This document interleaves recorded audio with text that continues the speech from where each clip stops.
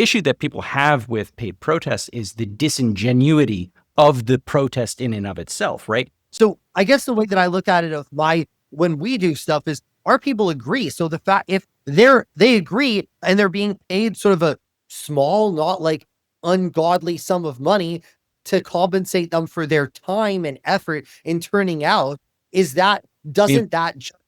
Again, I still think that there's an issue here that we're not really discussing. The issue is the perception of disingenuity of the protest in and of itself. So I'll give you the direct example, and it's what we started the episode with, right? Which is, a bunch of people reached out to you and asked for, a number of paid protests for these, anti-Trump rallies, right?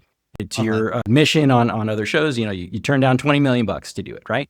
And I'd love to hear why. But before I get into that, a lot of the issue with this is that the moment that people get the idea that the anti-Trump rallies are a paid institution, it cheapens or diminishes the validity of it. Even though you might claim that maybe these people agree and they really hate Trump and they really want to get out and they deserve to be compensated for that time because it empowers them to be able to go out and do this, it still cheapens the messaging and it allows for the opposite side to say, like, this is not a real protest.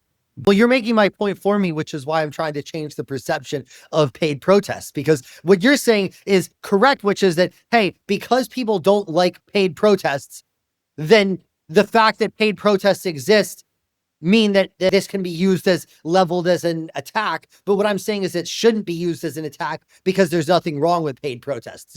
So you're saying, okay, this could be bad PR, but what is disingenuous about people being compensated to support the causes that they believe in?